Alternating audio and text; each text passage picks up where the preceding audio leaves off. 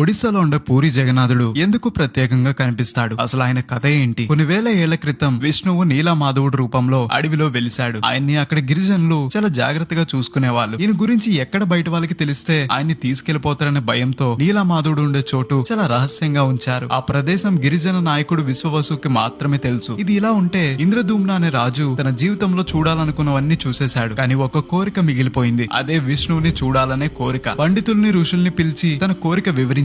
వాళ్ళలో ఒకరు విష్ణువు నీలమాధవ రూపంలో ఉత్కల నీలగిరి ప్రాంతంలో ఒక రహస్య ప్రదేశంలో ఉన్నాడు. ఆ చోటు అక్కడుండే గిరిజన నాయకుడికి తప్ప ఇంకెవరికి తెలియదని చెప్తాడు. ఉత్కలని ప్రస్తుతం ఒడిశా అని పిలుస్తున్నాం. ఈ ప్రదేశానికి విద్యాపతి అనే పురోహితుడు నిజమో కాదో తెలుసుకోవడానికి రాజు పంపుతాడు. విద్యాపతి కొంతకాలం ఆ గిరిజనులతో గడుపుతాడు. గిరిజన పెద్ద అయిన విశ్వవసు కూతురు విద్యాపతితో ప్రేమలో పడుతుంది. వీళ్ళిద్దరికి వివాహం కూడా జరుగుతుంది. విద్యాపతి తన మావగారిని ఒక కోరిక అడుగుతాడు. ఈ కొండల్లో ఉన్న నీలమాధవుణ్ణి దర్శించుకోవాలి అని. ఎలానో విద్యాపతి తన అల్లుడు కాబట్టి తీసుకువెళ్ళడానికి ఒప్పుకుంటాడు. కాకపోతే వెళ్లేదారి చూడకుండా కళ్లకు గంతలు కడతానని అంటాడు. విద్యాపతి సరే అని చెప్పి వెళ్లేదారి గుర్తు పెట్టుకోవడానికి దారిలో ఆవగింజలు వదులుకుంటూ వెళ్తాడు. నీలగిరి లోపలికి వెళ్లాక నీలి రంగులో ఉన్న మాధవుణ్ణి చూసి ఆశ్చర్యపోతాడు. తర్వాత ఏం జరిగిందో పార్ట్ 2 లో చెప్తాను. అంతవరకు గోదావరి స్టేషన్ ని ఫాలో అవ్వాలి మరి.